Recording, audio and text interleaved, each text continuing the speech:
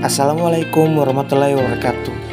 Saya Osvaldo Andre Boko dengan NIM P23200003, jurusan Teknologi Hasil Pertanian, Universitas Iksan Gorontalo, akan menjelaskan tentang analisis lemak dan minyak.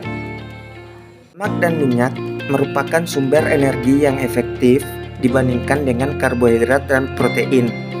1 gram lemak atau minyak dapat menghasilkan 9 kilokalori, lebih besar dibandingkan protein dan karbohidrat yang hanya 4 kilokalori per gram. Minyak atau lemak, khususnya minyak nabati, mengandung asam lemak esensial seperti asam inoleat, linolenat, dan arakidonat.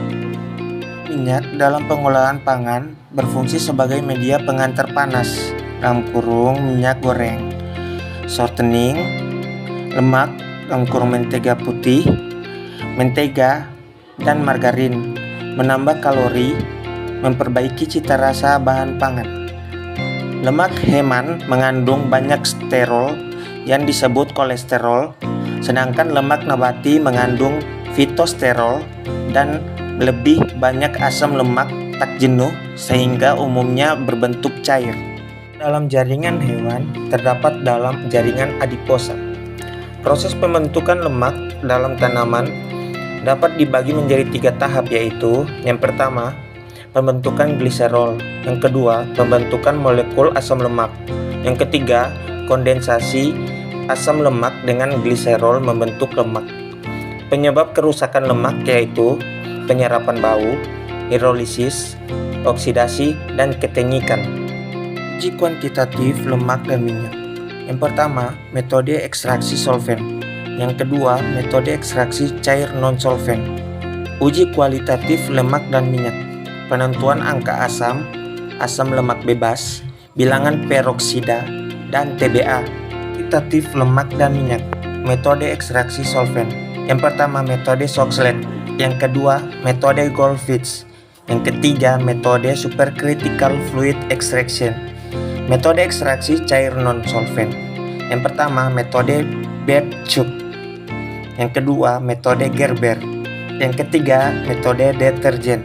Ekstraksi solvent yang harus diperhatikan dalam preparasi sampel. Yang pertama, pengeringan. Yang kedua, pengecilan ukuran. Yang ketiga, hidrolisis. Yang keempat, pemilihan solvent. Soxhlet. Prinsip analisis. Yang pertama, ekstrak lemak dengan pelarut lemak seperti petroleum ester, petroleum benzena, dietil ester, aseton, metanol, dan lain-lain. Kedua, berat lemak diperoleh dengan cara memisahkan lemak dengan pelarutnya. Prosedur kerja. Yang pertama, sediakan labu lemak yang ukurannya sesuai. Keringkan dalam oven, dinginkan dalam desikator dan timbang. Yang kedua, timbang 5 gram sampel dalam bentuk tepung, langsung dalam saringan timbel yang sesuai ukurannya. Kemudian tutup dengan kapas wol yang bebas lemak. Yang ketiga, letakkan timbel atau kertas saring yang berisi sampel tersebut dalam alat ekstraksi Soxhlet. Kemudian pasang alat kondensor di atasnya dan labu lemak di bawahnya. Keempat, tuang larutan di etil ether atau petroleum ether ke dalam labu lemak secukupnya, sesuai dengan ukuran Soxhlet yang digunakan. Metode ekstraksi cair non-solvent. Metode Babchuk. Prinsip analisis.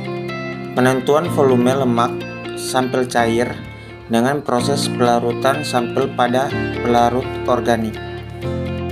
Prosedur kerja. Yang pertama, sejumlah sampel susu dipipet secara akurat ke dalam botol Babchuk.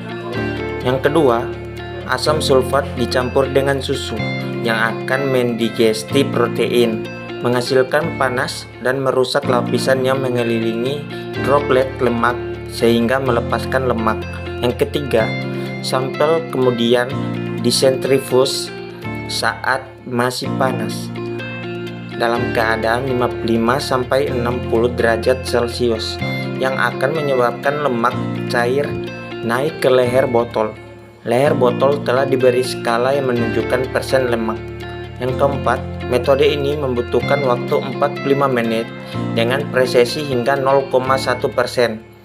Metode ini tidak menentukan kadar fosfolipid dalam susu karena berada di fase air atau di antara fase lemak dan air. Uji kualitatif lemak dan minyak. Analisis sifat fisikokimia. Yang pertama, analisis titik leleh, berat jenis, turbidity point. Yang kedua, analisis bilangan iod, bilangan periksida, bilangan asam lemak bebas, bilangan paranisidin, dan bilangan TBA. Analisis komposisi asam lemak, metode kromatografi gas atau GC. Penentuan asam lemak bebas, metode titrasi asam bebas. Prinsip analisis, jumlah asam lemak bebas dalam sampel minyak ekuivalen dengan jumlah basa atau NaOH yang ditambahkan dalam titrasi. Prosedur kerja, timbang sampel sebanyak 28,2 lebih atau kurang 0,2 gram. Masukkan ke dalam Erlenmeyer. Tambahkan 50 ml alkohol dan 2 ml larutan indikator PP. Lakukan titrasi dengan larutan NaOH 0,1 N sampai terbentuk warna merah jambu yang permanen selama 30 detik. Analisis komposisi asam lemak GC atau kromatografi gas. Pemisahan campuran berdasarkan sifat volatilitas masing-masing komponen penyusunan campuran interaksi antara komponen sampel dengan fase gerak dan fase diam pada alat GC. Prosedur kerja. Yang pertama, asam lemak dibuat volatil dengan metode metilasi asam lemak. Terbentuk senyawa metil ester yang volatil. Yang kedua, senyawa metil ester asam lemak diinjeksikan dalam kolom GC terpisah berdasarkan volatilitasnya. Yang ketiga, komponen yang keluar dari kolom akan dideteksi dengan alat detektor ionisasi nyala api atau flame ionization detector atau VID.